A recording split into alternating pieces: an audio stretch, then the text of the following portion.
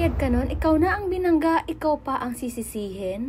Syempre mga Mare, hindi tayo papayag dyan. Kaya naman, nag-decide na talaga kami mag-asawa na kabitan ng dashcam ang sasakyan namin. At ang napili nga pala namin ay itong DD5 Z40 dual channel dashcam. Ito nga pala yung sa front camera niya at ito naman yung sa rear camera. Tama po ang pagkakarinig nyo dahil darating po ito sa inyo ng complete set na with front and rear camera at may mga cable at may SD card na nga. Kumbinsi nga ako na ito yung bilhin dahil nga sa napakaraming good reviews nito. At eto nga't sinisimula ng asawa ko ang pag-install dito. Plug and play na nga pala ito kaya hindi mo kailangan kumuha ng installation service para lang maikabit ito. Kailangan mo lang palang i-download itong app ng DD5 at may built-in wifi na din ito kaya naman napakadaling i-connect sa cellphone mo. Meron na nga din pala itong 1944p ultra high resolution and Sony IMX335 sensor kaya naman napakaganda ng video quality nito. Napakadali lang palang i-navigate nito kaya naman hindi kayo mahihirapan. Napakalinaw nga pala ng microphone nito kaya naman rinig na rinig talaga ang usapan nyo sa loob ng sasakyan. Super capacitor na nga pala ang gamit nila kaya naman kahit mababad sa initan ay hindi ito masisira. At ang kagandahan nga dito meron itong dual channel storage kaya naman kahit mawala o kaya naman masira ang SD card mo ay automatic nagsisave ang footage dito sa mismong device. At ito pa yung pinakamalupit dito dahil pwede mong i-on yung 24-hour parking monitoring kahit na nakapatay ang sasakyan. Ito nga pala ang itsura ng footage niya sa umaga at eto naman po sa gabi. Makikita mo naman talaga kung gaano ito kalinaw at partida pa nga na super tinted ng salamin ng sasakyan namin. Aware naman kayo kung gaano karami ang kamote riders dito sa Pilipinas. Kaya naman kung may sasakyan kayo, kailangan nyo talaga ng dashcam para naman sa protection nyo. Kaya naman kung gusto nyo rin ito, ilalagay ko na lang po sa comment section or yellow basket ang link kung saan ko po na-order.